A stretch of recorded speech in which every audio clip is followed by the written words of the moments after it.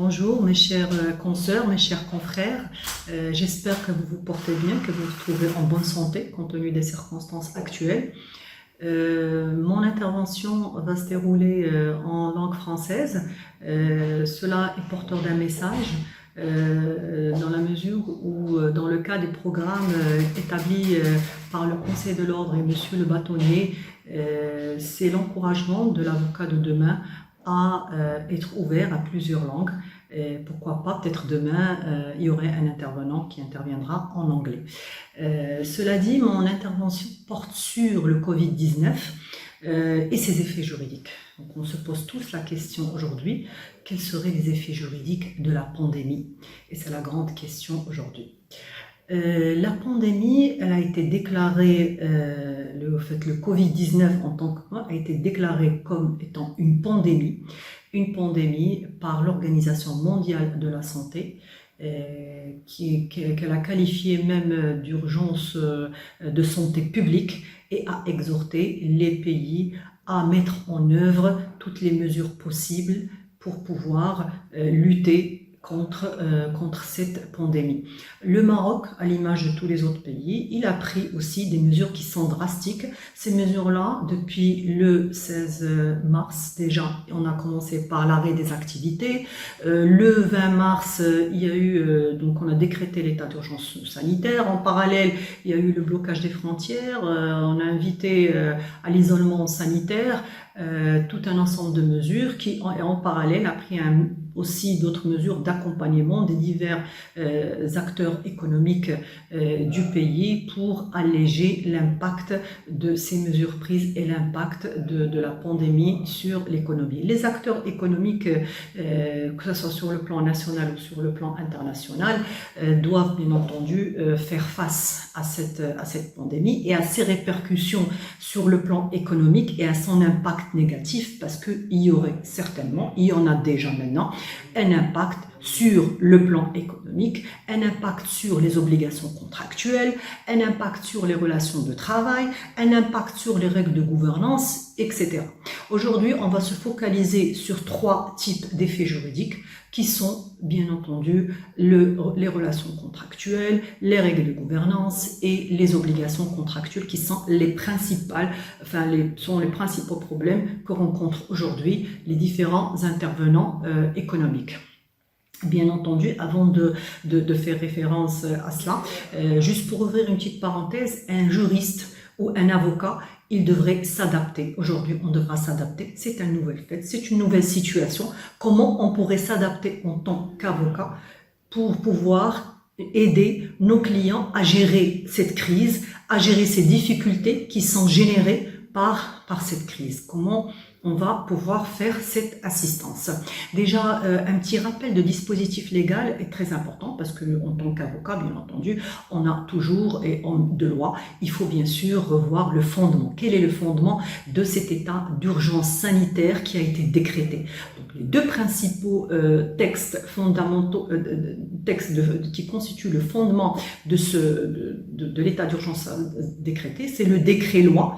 Le décret-loi qui ont été le décret-loi numéro 292 du 23 mars 2020. Ce décret-loi, il a édicté les dispositions spéciales à l'état d'urgence sanitaire et les modalités de son annonce. C'est vraiment le fondement légal en droit administratif. Si on va chercher en matière administrative, c'est le fondement légal. Ça constitue la légalité et le soubassement du décret qui va intervenir par la suite et qui, lui, va décréter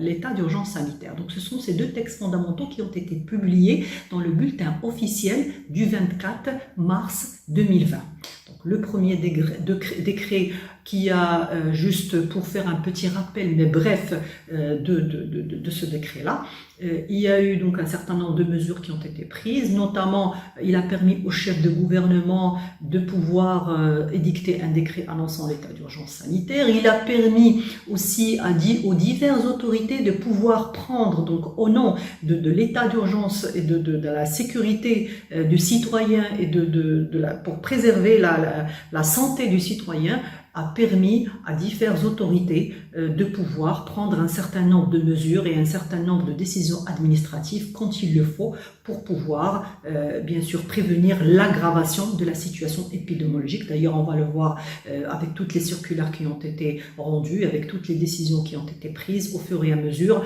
qu'il y a eu, qu'on a décrété qu'on a décrété l'état d'urgence sanitaire.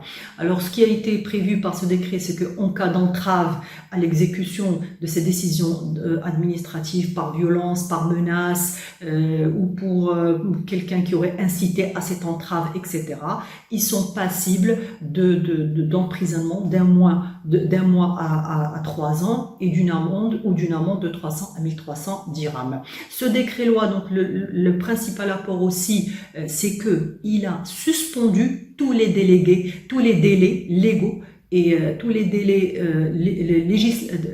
qui sont prévus dans les textes législatifs et réglementaires, sauf certaines exceptions, notamment les exceptions qui concernent les délais de recours en appel des jugements rendus contre les prévenus poursuivis en état de détention et les durées de détention provisoire de garde à vue.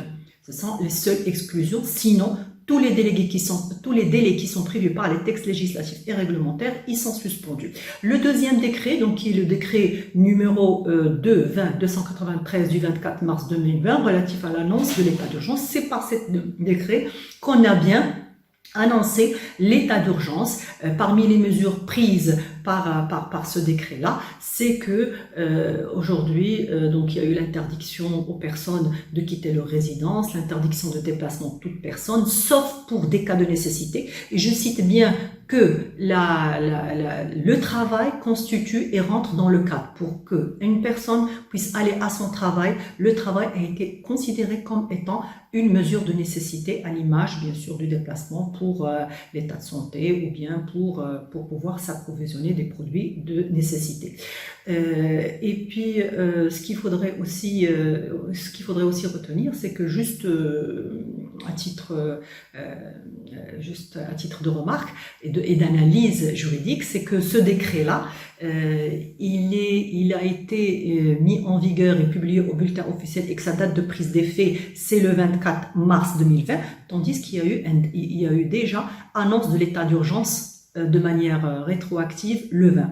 Donc juste on se pose la question, quid du fondement juridique de cet état d'urgence qui a été décrété de manière rétroactive et qui en principe, on connaît très bien le principe de non-rétroactivité. D'ailleurs, c'est à dessein que ce décret n'a pas prévu que la prise d'effet de l'état d'urgence et de ce texte de loi a été rétroactive et qu'elle englobe le 20 mars, mais il y a eu un silence sur ce point-là et on estime bien entendu que la prise d'effet et la date de la publication au bulletin officiel. Donc ceci dit, après avoir rappelé les principales mesures qui ont été prises dans le cadre de ces décrets qui constituent le fondement légal de l'état d'urgence sanitaire sur lequel on va se référer en tant que juriste, même dans le cadre de la gestion de ce qu'on a dit, de tous les problèmes auxquels vont faire face, et on va le voir, auxquels vont faire face les différents intervenants et acteurs économiques.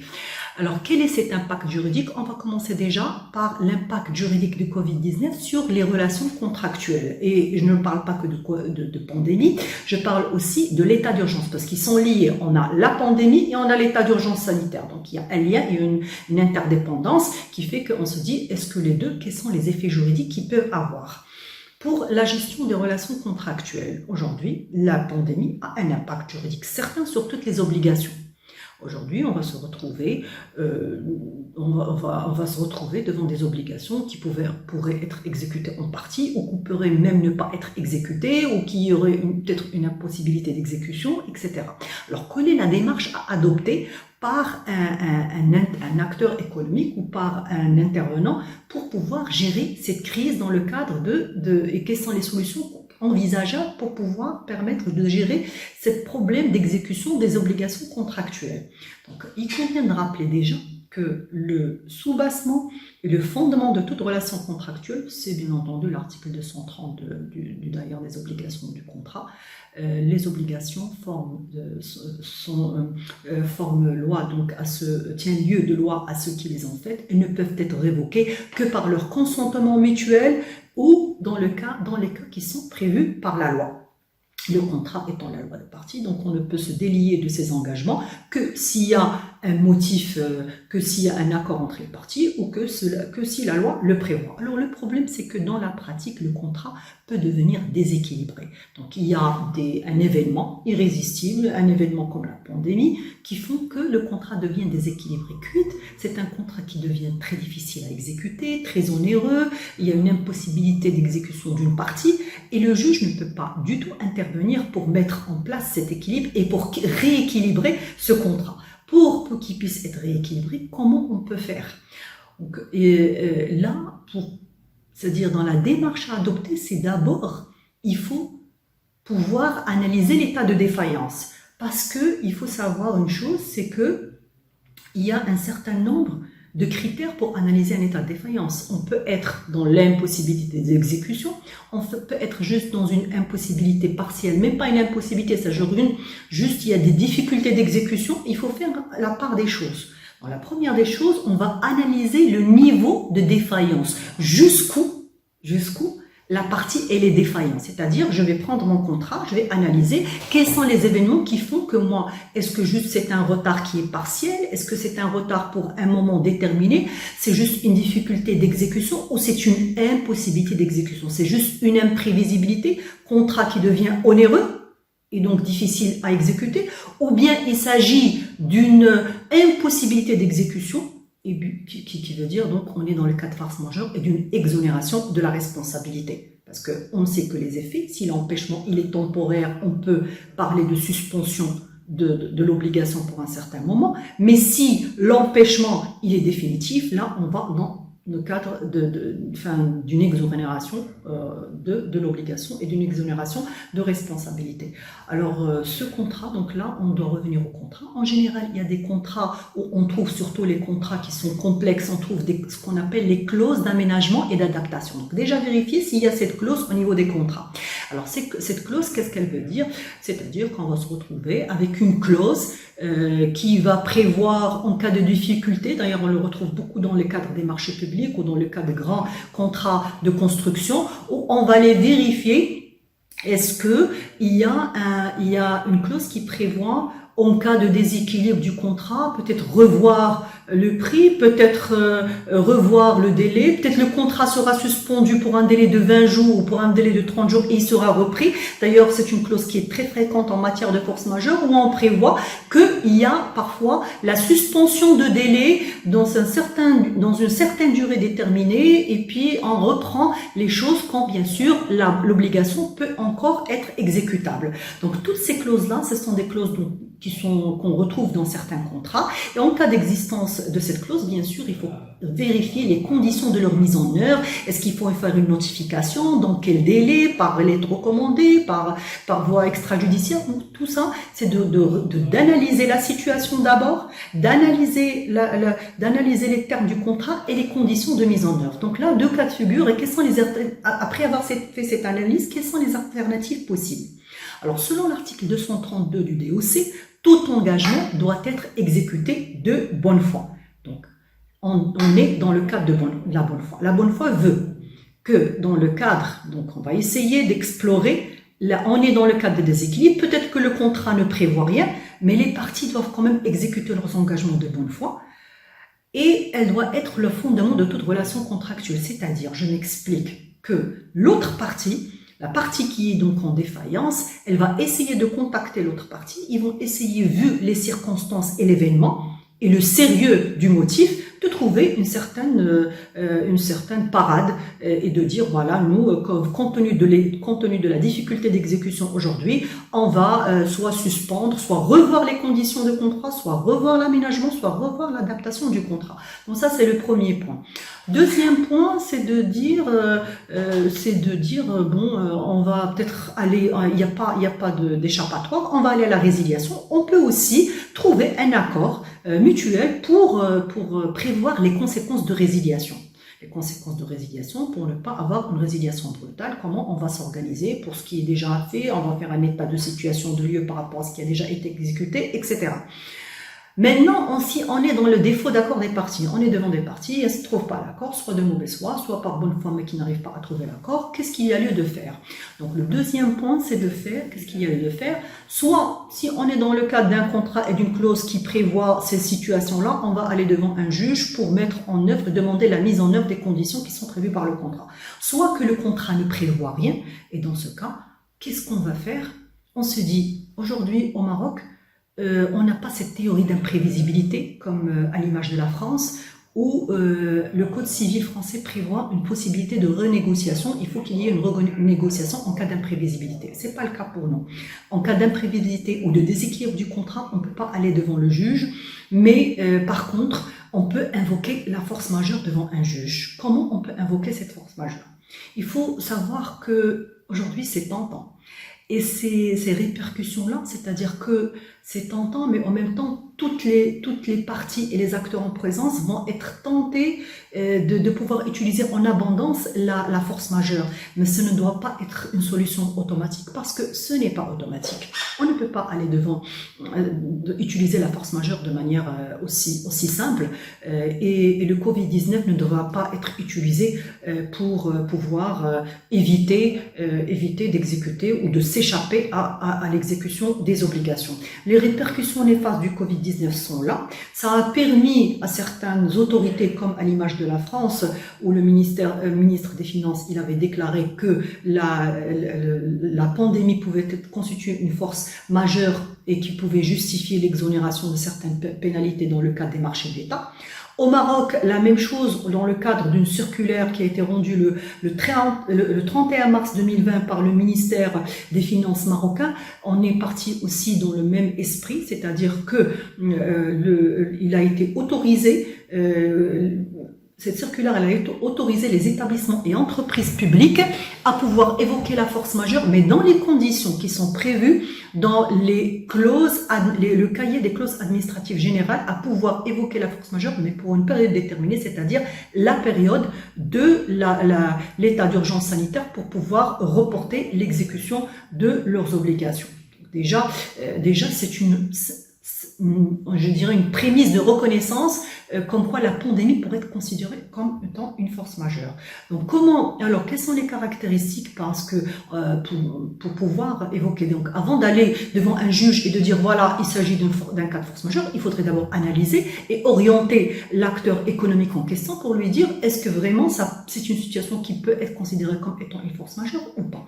Donc on sait déjà que la force majeure, elle est régie par les dispositions de l'article 269 du Daïr et des obligations des contrats, qui prévoit que donc tout événement naturel, etc., qui rende impossible l'exécution d'une obligation sont considérés comme étant force majeure, mais n'est point considéré comme force majeure la cause qui fut impossible d'éviter si le débiteur ne justifie qu'il a déployé toute diligence pour s'en prémunir. Donc la force majeure suppose la réunion de trois principaux critères qui sont le caractère imprévisible, le caractère irrésistible et le caractère extérieur. Si le caractère extérieur, ça veut dire que c'est une circonstance qui est indépendante de la volonté de la personne, elle est très facile à admettre, à démontrer. Il n'en est pas de même pour la force majeure, pour le caractère imprévisible et irrésistible. Ce sont donc les deux principaux critères qui doivent être démontrés par le débiteur défaillant ou par donc la partie défaillante pour pouvoir démontrer qu'il y a eu force majeure. Alors comment on peut, dans le cas d'espèce, c'est-à-dire en matière de pandémie, dire que la pandémie elle est imprévisible? Donc la notion d'imprévisibilité revient à démontrer à quel moment la pandémie elle est vraiment imprévisible et raisonnablement elle n'a pas pu être prévue. Bien sûr, pour des contrats qui ont été conclus en mars ou en avril, ce serait très difficile de démontrer ce caractère raisonnablement imprévu. C'est très difficile à démontrer. Par contre, la pandémie, donc le caractère imprévu de la pandémie pourrait être bien sûr démontré démontré pour des contrats qui sont intervenus bien avant cette période. Alors encore faut-il aussi, donc dans cette notion d'imprévisibilité, démontrer que la partie défaillante, alors il y a le caractère imprévisible, et bien sûr, il faut aussi justifier, donc le caractère irrésistible, c'est justifier que la pandémie justifiée d'une incapacité totale d'exécuter son obligation, c'est-à-dire qu'on est dans une incapacité totale de l'exécution d'obligation, c'est-à-dire que cette pandémie a eu une force telle et elle a tellement été imprévue qu'elle a eu une conséquence d'inexécution de l'obligation et d'impossibilité d'exécuter de cette obligation. Alors comment on peut le faire? Il faut se dire que dans le cadre de la jurisprudence, les jurisprudences par exemple, on va citer la jurisprudence française, la jurisprudence française n'a pas été unanime dans l'apparition de certaines épidémies. Par exemple en France, certaines épidémies, je cite ici l'épidémie de dengue ou de chikungunya, dans le caractère imprévisible et surtout irrésistible n'ont pas été retenus parce qu'ils ont estimé que c'était des pandémies qui pouvaient être surmontées. Il en était de même pour l'épidémie, il en était de même donc pour l'épidémie de dengue. Par contre, dans certaines épidémies, comme l'épidémie de gastro-entérite, elle a été considérée comme étant un cas de force majeure en se basant sur la virulence inattendue de l'épidémie. On pourrait aussi transposer cela sur la pandémie Covid-19 et de dire qu'elle était d'une virulence inattendue, qu'elle a eu une propagation rapide, qu'aujourd'hui, à ce jour, on n'arrive pas à trouver de remède, qu'elle a eu une propagation très rapide et immaîtrisable, pour dire. Ensuite, à cela s'associent les diverses mesures qui ont été prises et qui font que cette annonce d'état d'urgence qui était sans précédent, donc conjuguant tout cela, on peut dire tout ça peut justifier cette imprévisibilité et ce caractère irrésistible, bien sûr, de la force majeure. Pour terminer ce point de force majeure, il faudrait aussi soulever un point qui est très important, c'est que la conséquence, on ne peut pas apprécier, parce que la pandémie en elle-même peut ne pas constituer un cas de force majeure, mais ce sont les conditions qui l'entourent, ce sont les mesures qui sont prises et qui sont des mesures sans précédent, les décisions qui ont été prises par les autorités qui peuvent aussi avoir une certaine appréciation et peuvent constituer un cas de force majeure. Je cite par exemple la décision administrative d'arrêt, la décision administrative de l'arrêt d'activité. Elle pourrait, si bien sûr elle entraîne la suspension, être considérée comme un cas de force majeure, parce que si elle a eu pour effet l'impossibilité d'exécution ou un retard d'exécution qui a eu pour conséquence la résolution de l'obligation, la résolution du contrat, elle peut être considérée constitutive de force majeure, et même la décision administrative peut-être être qualifiée d'un fait du prince et même en elle-même un cas de force majeure. Il y a aussi l'annonce de l'état d'urgence, avec toutes les mesures qui ont été prises sur la base de l'annonce de cet état. Bien sûr, cela va être nuancé parce que n'oubliez pas que dans l'annonce de l'état d'urgence et l'article 2 du décret, l'article 6 du décret numéro 20-293, il n'y a pas eu de restriction. S'il y a eu des restrictions de se déplacer, il n'y a pas eu de restriction ni d'interdiction d'exercer une activité professionnelle. Donc c'est pour ça que je dis que ça va être nuancé, c'est en fonction des conséquences, bien sûr, de chaque cas, en fonction de l'effet, parce que n'oubliez pas une chose, il faut démontrer le lien de causalité entre la pandémie et l'inexécution de l'obligation.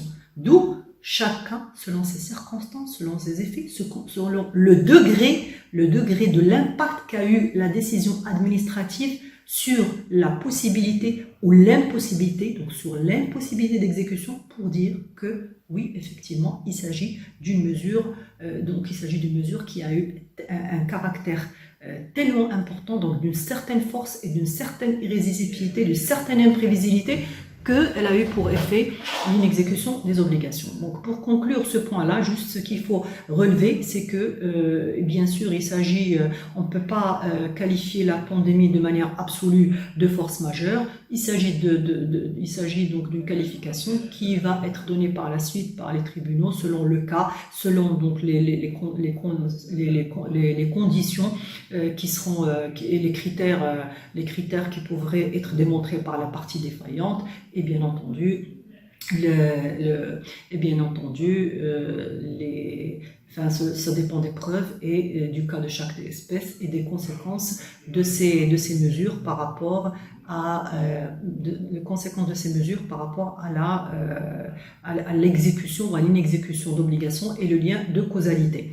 Alors ceci ayant été précisé, il y a un autre point qui est important, c'est qu'aujourd'hui, pour recourir à la justice ou bien recourir à un autre mode alternatif de règlement des litiges, il faut aussi analyser le contrat. Est-ce que le contrat prévoit une clause de médiation? Est-ce que le contrat prévoit une clause d'arbitrage? Est-ce que le contrat donc prévoit tout simplement le recours au tribunal étatique pour pouvoir, là vous pouvez bien sûr orienter et conseiller l'acteur économique en peut-être si le contrat ne prévoit rien, prévoir peut-être d'autres modes alternatifs par un compromis pour recourir à l'arbitrage ou peut-être même une médiation avant de recourir bien sûr à la phase où on va aller devant un tribunal arbitral ou un tribunal étatique.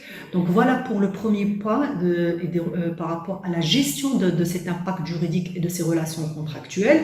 Un autre impact qui est très important, et c'est l'impact aujourd'hui, d'ailleurs c'est avant d'arriver à l'obligation, d'ailleurs avant même d'arriver à la gestion à la problématique de l'inexécution des obligations contractuelles, il y a un autre point qui est très important, c'est la gestion des relations de travail.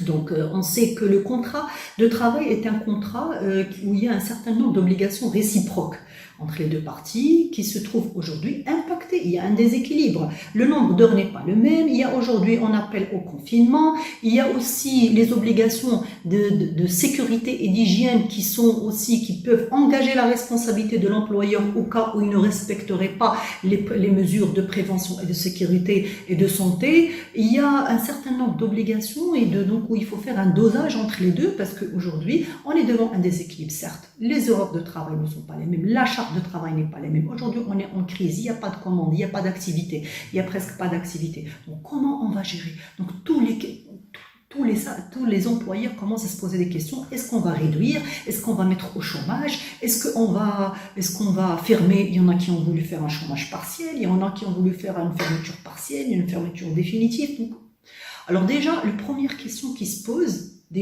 parce qu'aujourd'hui, n'oubliez pas que dans l'esprit du décret et des mesures de sécurité, c'est que on pourrait avoir recours, il faut d'abord recourir au télétravail. Le télétravail en tant que mesure de sécurité, donc c'est le fondement de cette mesure de sécurité, c'est le code du travail, c'est le daïr des obligations du contrat qui prévoit les mesures d'hygiène et de sécurité qui doivent s'imposer à l'employeur. Dans ce cadre de ces mesures d'hygiène et de sécurité, si aujourd'hui l'employeur peut permettre à ses salariés de pratiquer le télétravail, donc c'est une bonne chose. Maintenant, il y a des employeurs qui ne peuvent pas, vu la nature de l'activité, ils doivent absolument recourir, ils auront, dans l'exercice de l'activité, ils ne pourraient pas recourir au télétravail. Donc déjà, pour le premier point, je vais ouvrir une parenthèse sur le recours au télétravail, parce que c'est très important. Jamais on s'est retrouvé dans la question du télétravail, et puis il y a un certain nombre de questions qui se posent. Est-ce que le télétravail est légal? Est-ce qu'il est prévu par le code de travail ou pas? Déjà, je dirais que le télétravail pourrait être considéré comme étant une mesure d'hygiène et de sécurité dans le cas des obligations de prévention et de sécurité qui incombent à l'employeur. Deuxièmement, le télétravail n'est pas prévu en tant que tel qu'il est pratiqué aujourd'hui dans le Code de travail. Le Code de travail fait état et fait référence en l'article 8 du travail à domicile. Mais la définition qui est donnée n'est pas du tout conforme au télétravail tel qu'il est pratiqué aujourd'hui. Donc il y a un certain nombre d'articles qui font état d'un certain nombre d'obligations sur le travail à domicile. Donc on pourrait se référer aux articles 2 8, 264 et 295 qui parlent de certaines mesures d'hygiène, d'obligations qui incombent à l'employeur pour le travail à domicile. On peut se référer à cela. On peut se référer aussi au décret du 10 juillet 2012 fixant les règles d'hygiène applicables aux salariés travaillant à domicile et les conditions donc et en même temps toutes les conditions qui sont prévues pour recourir à ce mode de travail. Alors selon les dispositions donc de ces articles-là, mais également des dispositions générales du Code de travail, parce qu'en analysant toutes les dispositions générales, les obligations qui incombent à l'employeur. Moi, je dirais que bon, parmi les conditions importantes pour recourir au télétravail sont premièrement mise à disposition des salariés de tous les outils de travail. Donc ça, c'est vraiment une obligation d'ordre général qui peut être transposée au niveau du télétravail. Le respect des mesures d'hygiène et de sécurité prévues par le décret numéro 262/12.2, dont on vient de parler, de disposer d'une assurance contre les accidents de travail, conformément à la loi numéro 12/18 sur les accidents de travail, et puis que tous les avantages acquis demeurent maintenus. Ça, c'est un principe c'est un principe sacré du droit de travail où on a tous les avantages acquis qui doivent demeurer, bien sûr, rester maintenus. Alors, le guide du ministère du Travail aussi, qui a été mis en place suite au Covid-19, il favorise ce recours en mode d'emploi, donc tout en, bien sûr, invitant les employeurs à ne pas porter atteinte aux droits résultant, bien sûr, de la relation de travail. Alors, ça, c'est pour le recours au télétravail et par rapport aux conditions pour pouvoir y recourir. Mais quid aujourd'hui pour ceux qui ne peuvent pas recourir ou aux problèmes qui peuvent se poser. Donc aujourd'hui, là, on est en sous-activité. Est-ce qu'on peut, pour les employeurs, ils ont tendance à dire oui, maintenant, est-ce qu'on peut invoquer la force majeure pour dire qu'en quoi on peut arrêter, même licencier les employés puisqu'on est en 4 force majeure et on est devant la pandémie. La réponse, c'est que quand on va piocher dans le code de travail, la réponse n'est pas si facile que ça et la réponse est non. On ne peut pas licencier la personne parce qu'il y a eu un cas de force majeure, mais le contrat, il est suspendu. Le contrat, il est suspendu, d'abord en se référant aux dispositions de l'article 32 du Code de travail et dans son alinéa 7, parmi les causes de suspension du contrat de travail, il y a la possibilité de suspension pendant la fermeture provisoire de l'entreprise intervenue légalement. Et puis l'article 54 du Code de travail, il prévoit que la fermeture temporaire de l'entreprise par décision administrative ou pour cas de force majeure comme période où l'exécution du compte de travail est suspendue. Donc là, on fait référence au cas de force majeure comme cause de suspension et non pas comme cause de résiliation du contrat. L'article 352 du Code de travail fait état aussi de la force majeure comme une cause de suspension. Donc ce sont c'est-à-dire cette période, elle est considérée comme des périodes de travail effectives, mais qui ne peuvent être déduites de la durée des services, mais n'est pas considérée comme une cause d'interruption de la relation de travail. Donc ça, c'est un point qui est très important. Maintenant, à notre sens, si maintenant la force majeure perdure, est-ce qu'aujourd'hui on peut dire qu'il y a une impossibilité et pouvoir faire état de la force majeure pour résilier le contrat de travail? Je pense que non, parce que c'est une cause plutôt de suspension qui est prévue par le Code du travail. Décision administrative de fermeture, les employeurs peuvent-ils se prévaloir de la force majeure? Peuvent-ils se prévaloir de la résiliation pour force majeure? Donc on serait amené à dire, donc comme je vous ai dit, c'est plutôt un cas de suspension.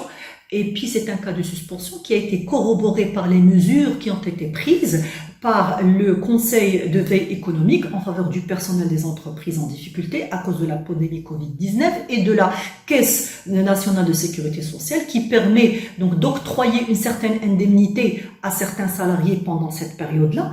Et dans ce cas-là, donc on est dans le cas aussi de suspension du contrat de travail, c'est-à-dire que le contrat de travail serait suspendu pendant la période où c'est la CNSS qui servirait ce montant en attendant qu'il y ait bien sûr qu'on sorte de cet état d'urgence sanitaire qui aujourd'hui crée ces difficultés pour les entreprises. Il y a un autre point qui est la mise en congé. La mise en congé, donc c'est-à-dire qu'aujourd'hui, on va enfin certains salariés certains employés disent non, on peut pas nous payer quelqu'un à ne rien faire et puis pendant un mois et on est en sous-activité, on est en pleine crise, on aura nous-mêmes de crise. Aujourd'hui, ce qu'on va proposer, c'est une mise en congé, c'est-à-dire soit un congé avec solde, soit un congé sans solde. Comment on peut faire? Alors la mise en congé avec solde, elle est tout à fait possible et l'employeur, il peut parfaitement imposer le congé en cette période-là, mais il faut qu'il respecte les conditions qui sont prévues par l'article 245 Code de travail.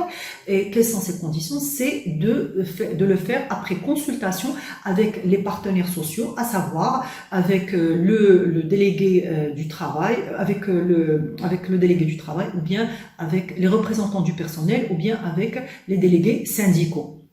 Alors, dans tous les cas, on peut imposer, donc il suffit juste une consultation et non pas un accord. Par contre, pour les congés sans solde, on ne peut pas les imposer. Il faut qu'il y ait un accord entre l'employeur et l'employé, et dans ce cas encore, on sera avec, bien sûr, il faut que ça soit constaté par écrit avec un accord de l'employé, et dans ce cas, on est dans le cadre aussi de la suspension du contrat de travail. Il y a la possibilité de bénéficier de la réduction des heures de travail. La possibilité de bénéficier de la réduction des heures de travail fait que on peut avoir recours à la réduction donc sans que cela ne soit inférieur à 50% du salaire normal. Donc il y a bien sûr des conditions. Il faut respecter les conditions prévues par l'article 185 du Code du travail. Encore une fois, il faut recourir à une consultation des partenaires sociaux, c'est-à-dire pouvoir faire une consultation avec les représentants du personnel ou les délégués syndicaux, ou parfois le comité d'entreprise si l'entreprise, donc on est devant une entreprise où il y a plus de 50 salariés. Les conditions, c'est qu'il ne faut pas qu'elle dépasse 60 jours, qu'elle soit supérieure, donc que la durée normale de travail ne soit pas supérieure à 60 jours contenus par an. Sinon, bien sûr, et bien sûr, il faut le salaire serait réduit en conséquence et proportionnellement à la réduction du nombre d'heures de travail. Et on ne peut pas dépasser, comme j'ai dit, le délai de 60 jours. Si on le dépasse, dans ce cas, il faut recourir bien sûr à certaines autorisations, et notamment l'autorisation du gouverneur. Dans la pratique, il y a eu beaucoup d'employeurs ont opté pour cette option de réduction des heures de travail, soit à concurrence de 20%, soit 30%, mais jamais à 50%. Mais c'est une mesure à titre exceptionnel. Alors, il y a aussi la possibilité de recourir au licenciement pour motif économique. Donc, c'est l'article 66 qui prévoit cette possibilité de recourir à un licenciement d'une partie ou de tout, d'une partie ou de tous les salariés dans le cadre d'un licenciement pour motif économique et technologique. La procédure est très complexe parce qu'il faut bien sûr respecter, d'abord faire une consultation auprès des délégués des salariés et les représentants syndicaux, établir un PV. Le PV devra être transféré à la délégation provinciale chargée de travail, et puis cette délégation va c'est-à-dire transférer tout le dossier au gouverneur, qui devra en principe prendre la décision de donner ou non cette autorisation. Cette autorisation, dans la pratique, elle est très difficile à avoir. C'est d'ailleurs la même procédure qui est prévue en cas de fermeture partielle ou définitive des entreprises, mais en l'état actuel des choses, je pense que l'esprit aujourd'hui de ces mesures incitatives, c'est de pouvoir préserver et sauvegarder l'emploi, et je pense que pour que cette autorisation puisse être accordée, elle ne pourra l'être que si vraiment il y a une impossibilité de continuation de l'activité et il y a une fermeture qui est vraiment constatée. Donc voilà un peu pour les relations de travail et les éléments qui peuvent être soulevés, et les questions d'ordre juridique pourraient être soulevées sur ce point-là. Alors le dernier point, brièvement, c'est la gestion des contraintes de gouvernance, notamment l'arrêté de compte et le dépôt de déclaration fiscale. Alors aujourd'hui, on sait que toutes les entreprises sont acculées à déposer, il y a des délais d'arrêté de compte, il y a des délais donc de réunion des instances de gouvernance, de réunion des conseils d'administration, de l'assemblée générale, des conseils d'administration qui doivent arrêter les comptes, les assemblées générales qui doivent valider l'instance de contrôle. Donc tout ça doit se faire dans un délai déterminé, dans une durée déterminée. Donc dans le maximum, c'est le délai donc pour certaines sociétés le 15 avril. Et bien aujourd'hui, il y a un problème, c'est que ces organes ne peuvent se réunir de manière effective et de manière physique. Aujourd'hui, donc vu les blocages de frontières, surtout quand il y a des nombres d'administrations qui sont à l'étranger, on se retrouve avec une problématique certaine. Alors la solution pourrait être, d'abord, il y a un premier point, c'est que on a l'article 6 du décret qui a prévu l'arrêt et la suspension des délais qui sont prévus dans les textes législatifs et réglementaires. On se dit, est-ce que ce n'est pas applicable aussi à l'arrêté de compte et au report des échéances? Il y a eu une circulaire et un communiqué qui en fait état de ce que si ce report d'échéance pouvait être fait pour les sociétés qui avaient un chiffre d'affaires inférieur à 20 millions de dirhams, mais par contre, il y a une circulaire du ministre de la Direction générale des impôts qui a indiqué que pour toutes les sociétés qui ont un chiffre d'affaires supérieur à 20 millions de dirhams, il conviendrait de faire leur déclaration à temps, sauf s'il y a vraiment une difficulté après une autorisation et une information qui devrait se faire au ministère des Finances.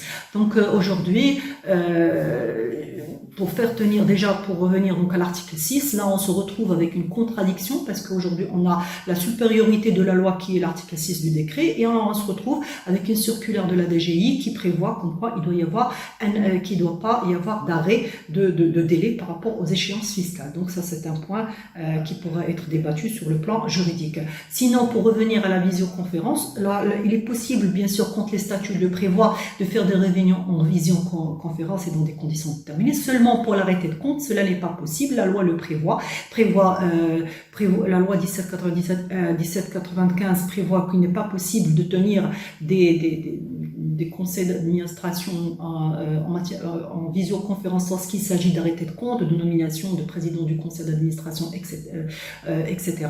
Donc là, on ne peut pas bien sûr faire de visioconférence et là c'est vraiment paradoxal parce que d'un côté on a l'autorité des marchés des capitaux qui a demandé donc aux sociétés qui font appel public à l'épargne de présenter et de publier leurs comptes et d'un autre côté il y a donc cette disposition de la loi qui prévoit l'impossibilité de faire des réunions pour des arrêtés de compte en visioconférence et d'un autre donc donc tout ça c'est paradoxal. Donc il y a une interdiction, il y a le Covid-19, il y a une mesure d'exception.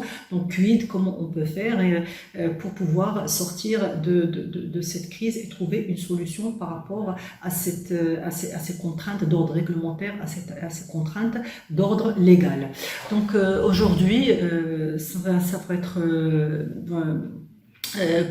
pour conclure, tout ça, c'est des ébauches de questions qui pourraient être approfondies par la suite et des ébauches de solutions.